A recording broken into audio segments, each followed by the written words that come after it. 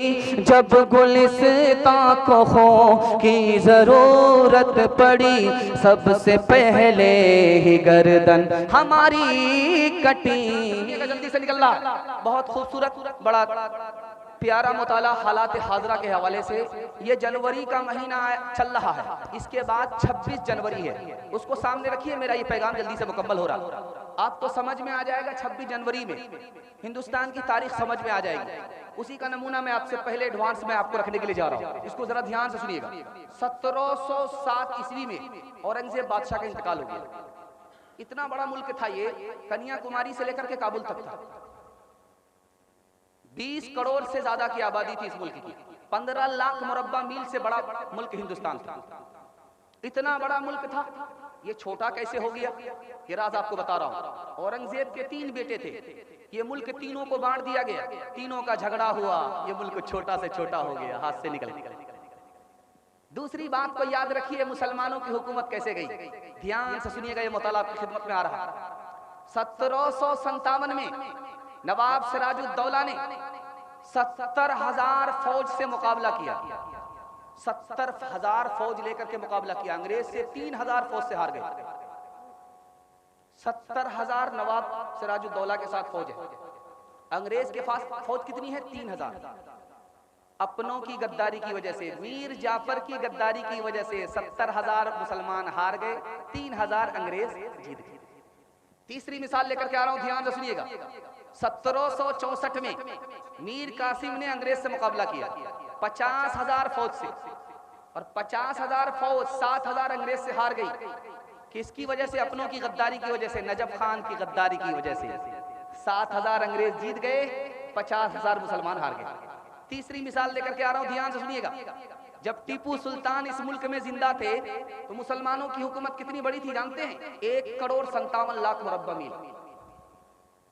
17% मुल्क की जमीन पर मुसलमान हुकूमत करता था। टीपू सुल्तान जैसे शहीद हुए, मुसलमानों की हुकूमत घटना शुरू हो गई। घट करके कहां आ गई? 45 लाख पर आ गई। 17% से घट करके 5% पर मुसलमानों की हुकूमत रह गई।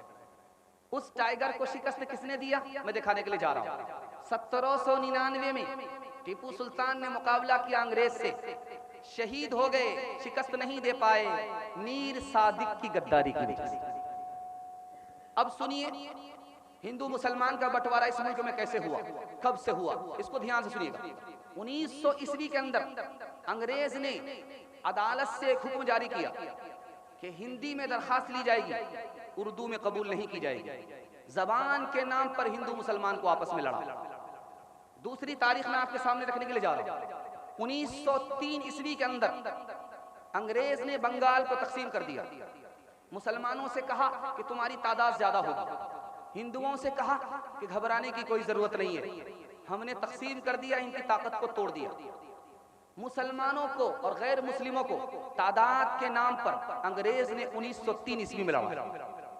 तीसरी मिसाल आपके सामने रखने के लिए जा रहा हूं। आपने सुना होगा हिंदू महासभा, आपने सुना होगा मुस्लिम लीग। ये मुस्लिम लीग कब बना, ये हिंदू महासभा कब बनी, ये मैं आपके सामने रखने के लिए जा रहा हूं। इसको बहुत ध्यान से सुनिएगा। 1906 ईस्वी के अंदर, 1906 ईस्वी के अंदर अंग्रेज ने 2 जमात बनाई। एक जमात का नाम रखा हिंदू महासभा और एक जमात का नाम रखा मुस्लिम लीग। 2 जमात किसने बनाई? अंग्रेज ने बनाई। 1906 ईस्वी के अंदर हिंदू महासभा किसने बनाया? अंग्रेज ने बनाया। मुस्लिम लीग किसने बनाया? अंग्रेज ने बनाया। कौम के नाम पर हिंदू को मुसलमान से लड़ाया, मुसलमान को हिंदू से लड़ा दिया। चौथी मिसाल आपके सामने रखने के लिए जा रहा हूं। 1922 ईस्वी के अंदर एक शोषा छोड़ा गया कि मुसलमान बाहर से आए, यहाँ के हिंदू समाज को जबरदस्ती इन्होंने मुसलमान बनाया। ये कितना बड़ा झूठ है आपको एक मिसाल से पता चल जाएगा। अगर मुसलमानों ने जबरदस्ती यहाँ के हिंदू को मुसलमान बनाया तो मुसलमानों की तादाद कम क्यों है, हिंदू समाज की तादाद ज्यादा क्यों है? अंग्रेज ने इस मुल्क पर ऐसे हुकूमत नहीं किया, हिंदू मुसलमान को आपस में लड़ाया, इसके बाद हुकूमत किया। अकल का नाखुन लेना है, हिंदू समाज को अपना पड़ोसी समझना है, भाई समझना है, पार्टनर समझ करके, इंसान समझ करके उनके साथ मोहब्बत से, भाईचारा से जिंदगी गुजारनी है। हाथ उठा दीजिए इंशाअल्लाह। जब गुलिस्तां को खो की जरूरत पड़ी, सबसे पहले ही गर्दन हमारी कटी। जब गुलिस्तां को खो की जरूरत पड़ी, सबसे पहले ही गर्दन हमारी कटी। जब गुलिस्तां को खो की जरूरत पड़ी, सबसे पहले ही गर्दन हमारी कटी। फिर भी कहते हैं मुझसे ये अहले वतन, ये वतन है हमारा तुम्हारा नहीं। तेरा इतिहास है खो में लथड़ा हुआ, तेरा इतिहास है खो में लथड़ा हुआ, तो अभी तक है दुनिया में पिछड़ा हुआ। तूने अपनों को अपना न जाना कभी, तूने इंसान को इंसान न माना कभी। अपने अंदर जरा झांक मेरे वतन, अपने ऐबों को मत ढांप मेरे वतन। तू दरावड़ है या आरिया नस्ल है, जो भी है अब इसी खाक की फसल है। रंग और नस्ल के दायरे से निकल गिर चुका है बहुत देर, अब तो संभल अपने अंदर जरा झांक मेरे वतन।